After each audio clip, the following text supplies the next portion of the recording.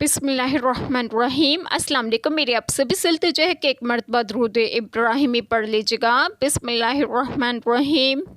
अल्लाहुम्मा सल्ली अला मुहम्मदिन व अला आलि मुहम्मदिन कमा सल्लैता अला इब्राहीम व अला आलि इब्राहीम इन्नका हमीदुम मजीद। अल्लाहुम्मा बारिक अला मुहम्मदिन व अला आलि मुहम्मदिन कमा बारकता अला इब्राहीम व अला आलि इब्राहीम इन्नका हमीदुम मजीद। बिस्मिल्लाहिर्रहमानिर्रहीम।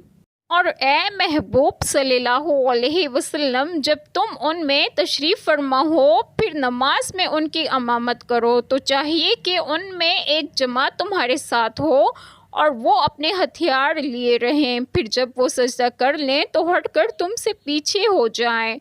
और अब दूसरी जमात आए जो इस वक्त तक नमाज में शरीक ना थी, अब वो तुम्हारे मुक्तदी हों और चाहिए कि अपनी पनाह और अपने हथियार लिए रहें। काफरों की तमन्ना है कि कहीं तुम अपने हथियारों और अपने असबाब से गाफिल हो जाओ तो एक दफ़ा तुम पर झुक पड़ें और तुम पर मुज़ायका नहीं अगर तुम्हें बारिश के सबब तकलीफ़ हो या बीमार हो कि अपने हथियार खोल रखो और अपनी पनाह लिए रहो। बेशक अल्लाह ने काफरों के लिए खुवारी ज़िल्लत का अजाब तैयार कर रखा है।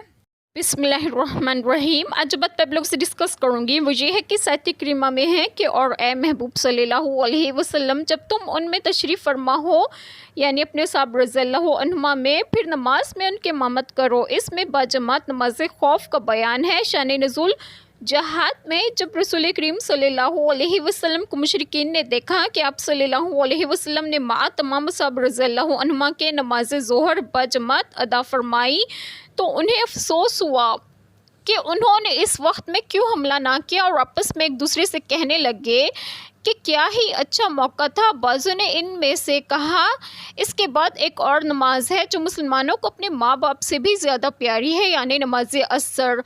जब मुसलमान इस नमाज के लिए खड़े हों तो पूरी कुव्वत से हमला करके उन्हें कत्ल कर दो। इस वक्त हज़रत जिब्रील अलैहिस्सलाम नाजिल हुए और उन्होंने आप सल्लल्लाहु अलैहि वसल्लम से अर्ज़ किया, या रसूल अल्लाह सल्लल्लाहु अलैहि वसल्लम, ये नमाज खौफ है। और अल्लाह अज़्ज़ वजल फरमाते हैं फिर नमाज में उनकी इमामत करो तो चाहिए कि उनमें एक जमात तुम्हारे साथ हो, यानी हाज़रीन को दो जमातों में तकसीम कर दिया जाए। एक उनमें से आप सल्लल्लाहु अलैहि वसल्लम के साथ रहें, आप सल्लल्लाहु अलैहि वसल्लम उन्हें नमाज पढ़ाएं और एक जमात दुश्मन के मुकाबले में कायम रहे और वो अपने हथियार लिए रहें, यानी जो लोग दुश्मन के मुकाबिल हों। और हज़रत इब्न अब्बास रज़ियल्लाहु अन्हुमा से मरवी है कि अगर जमात के नमाजी मुराद हों तो वो लोग ऐसे हथियार लगाए रहें जिनसे नमाज में कोई खलल ना हो, जैसे तलवार, खंजर वगैरह। पास मुफस्सिरीन का कौल है कि हथियार साथ रखने का हुक्म दोनों फरीकों के लिए है और ये एहतियात के करीब है। फिर जब वो सजदा कर लें, यानी दोनों सजदे कर के रकत पूरी कर लें तो हट कर तुमसे पीछे हो जाएं ताकि दुश्मन के मुकाबले में खड़े हो सके। और अब दूसरी जमात आए जो इस वक्त तक नमाज में शरीक ना थी और अब तक दुश्मन के मुकाबले में थी और अब वो तुम्हारे मुक्तदी हों और चाहिए कि अपनी पनाह और अपने हथियार लिए रहें। पनाह से ज़रा वगैरह ऐसी चीज़ें मुराद हैं जिनसे दुश्मन के हमले से बचा जा सके, उनका साथ रखना बहरहाल वाजिब है जैसे कि इरशाद हुआ होगा। और अपने हथियार लिए रहे। नमाज खौफ का मुख्तसर तरीका ये है कि पहली जमात इमाम के साथ एक रकत पूरी करके दुश्मन के मुकाबिल जाए और दूसरी जमात जो दुश्मन के मुकाबिल खड़ी थी वो आकर इमाम के साथ दूसरी रकत पढ़े। फिर फ़कत इमाम सलाम फेरे और पहली जमात आकर दूसरी रकत बग़ैर करात के पढ़े और सलाम फेर दे और दुश्मन के मुकाबिल चली जाए। फिर दूसरी जमात अपनी जगह आकर एक रकत जो बाकी रही थी उसको करात के साथ पूरा करके सलाम फेरे, क्योंकि ये लोग मसबूक हैं और पहले लाहक। हज़रत इब्न मसूद रज़ियल्लाहु अन्हुमा से सैयद आलम सल्लल्लाहु अलैहि वसल्लम का इसी तरह नमाज खौफ अदा फरमाना मरवी है। इस एहतमाम के साथ नमाज अदा करने से मालूम होता है कि जमात किस कदर ज़रूरी है। काफरों की तमन्ना है कि कहीं तुम अपने हथियारों और अपने असबाब से गाफिल हो जाओ तो एक दफ़ा तुम पर झुक पड़े। शान नुज़ूल नबी पाक सल्लल्लाहु अलैहि वसल्लम غزوہ ذات الزقا سے جب فارغ ہوئے اور دشمن کے بہت آدمیوں کو گرفتار کیا اور اموال غنیمت ہاتھ آئے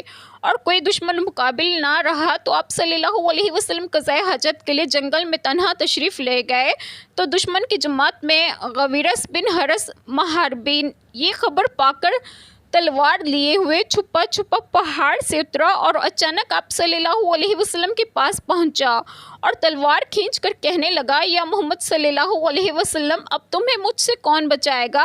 آپ صلی اللہ علیہ وسلم نے فرمایا اللہ تعالیٰ اور دعا فرمائی۔ جب ہی اس نے آپ صلی اللہ علیہ وسلم پر تلوار چلانے کا ارادہ کیا اوندھے منہ گر پڑا اور تلوار ہاتھ سے چھوٹ گئی۔ آپ صلی اللہ علیہ وسلم نے وہ تلوار لے کر فرمایا کہ تجھ کو مجھ سے کون بچائے گا؟ کہنے لگا میرے بچانے والا کوئی نہیں۔ فرمایا اشہد ان لا الہ الا اللہ و اشہد ان محمد رسول اللہ پر تو تیری تلوار تجھے دے دوں گا۔ اس نے اس سے انکار کیا اور کہا کہ اس کی شہادت دیتا ہوں کہ میں کبھی آپ صلی اللہ علیہ وسلم سے نہ لڑوں گا اور زندگی بھر آپ صلی اللہ علیہ وسلم کی کسی دشمن کی مدد نہ کروں گا۔ آپ صلی اللہ علیہ وسلم نے اس کو تلوار دے دی۔ کہنے لگا یا محمد صلی اللہ علیہ وسلم آپ صلی اللہ علیہ وسلم مجھ سے بہت بہتر ہے۔ فرمایا ہاں ہمارے لیے یہی سزاوار ہے۔ اس پر یہ آیت کریمہ نازل ہوئی اور ہتھیار اور بچاؤ ساتھ رکھنے کا حکم دیا گیا اور تم پر کوئی مذائقہ نہیں اگر تمہیں بارش کے سبب کوئی تکلیف ہو یا بیمار ہو کہ اپنے ہتھیار کھول رکھو اور اپنی پناہ لیے رہو۔ اس کا ساتھ رکھنا ہمیشہ ضروری ہے۔ شان نزول ابن عباس رضی اللہ عنہما نے فرمایا کہ عبد الرحمن بن عوف رضی اللہ عنہما زخمی تھے اور اس وقت ہتھیار رکھنا ان کے لیے بہت تکلیف تھا اور بار تھا۔ ان کے حق میں یہ آیت کریمہ نازل ہوئی اور حالت عذر میں ہتھیار کھول رکھنے کی اجازت دی گئی اور بے شک اللہ تعالیٰ نے کافروں کے لیے ذلت کا عذاب تیار کر رکھا ہے۔ اللہ تعالیٰ ہم سب کے تمام گناہوں کو معاف فرمائے اور ہمیں صراط مستقیم کی راہ پر گامزن کریں اور آپ سب کو آپ کے گھروں میں خوش و خرم رکھیں اور صحت و تندرستگی بھی دیں۔ آمین۔ جزاک اللہ خیر۔